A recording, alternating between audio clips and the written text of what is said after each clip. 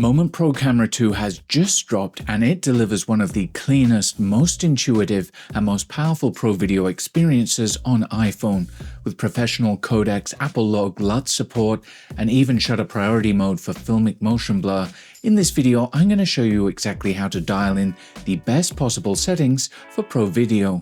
After a fresh install, MPCII opens in photo mode. Just swipe the mode picker to switch into video mode. The interface is built around the action plate, camera controls, viewfinder, and the global camera and hardware settings menus.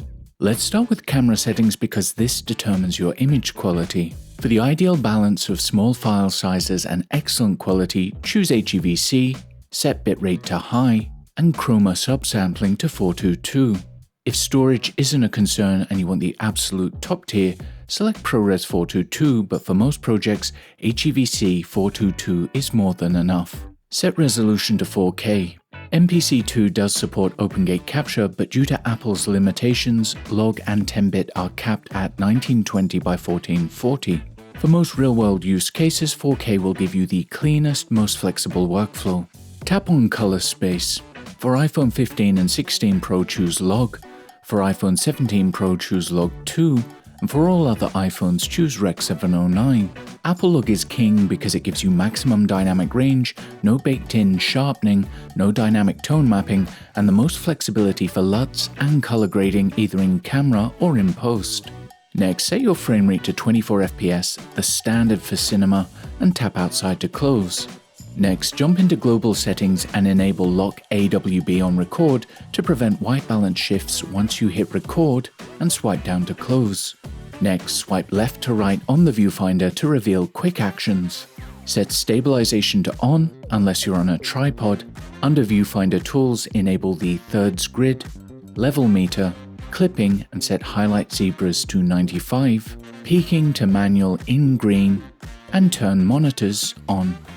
Then swipe to close. You'll now see the rule of thirds framing guide, level meter, audio meters, and histogram, which you can tap to switch to a waveform. But what happened to focus peaking and zebras? To view peaking, tap AF and make a manual focus adjustment. Peaking will auto-enable. Switch back to autofocus and it will automatically turn off. To view zebras, tap the EV value and push exposure until your highlights hit 95 IRE or higher. Zebras will help us to roll back exposure until they disappear, giving us plenty of clean highlight headroom and avoid clipping.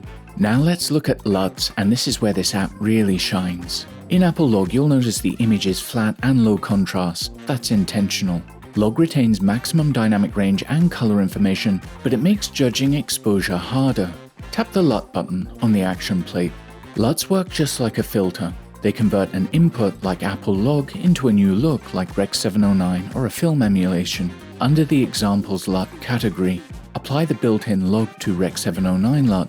Next, decide if you want to apply it in the preview only, which acts in the display and is not applied to your final recording, which is what I recommend, or baked in, which burns the LUT into the final recording, great for fast turnarounds.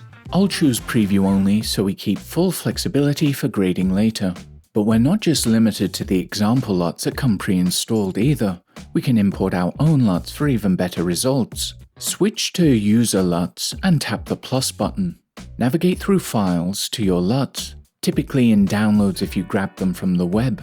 Of course, I'm importing Epic LUTs and you can save 20% with the code in the description. Let's start with Gloat, the greatest LUT of all time for Apple Log. Select the 33-point version and tap Open. Then tap the palette icon and set the input color space hint to Apple Log and the output color space to Rec. 709. Leave the intensity slider at 100% for accuracy. Tap the star to add it to favorites, and instantly you have transformed Apple Log into a beautiful filmic image.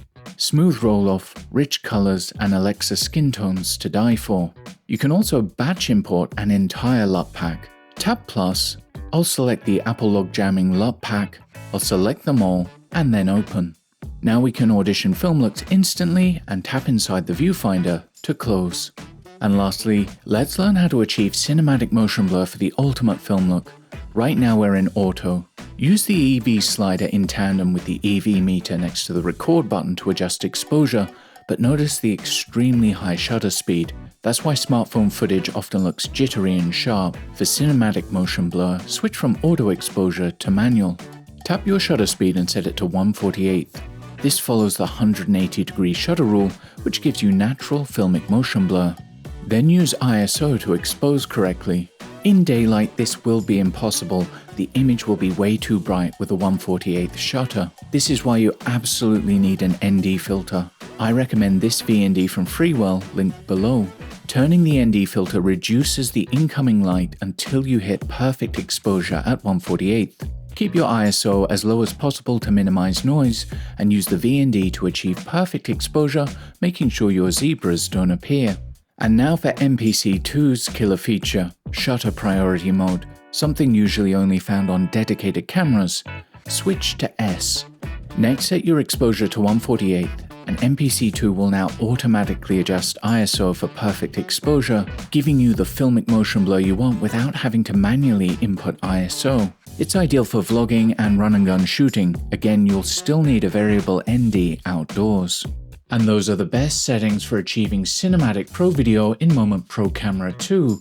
If this video helped, please like and subscribe, and you'll find links to epic LUTs and my recommended ND filters in the comments below. Thanks for watching, and I'll see you in the next one. Bye.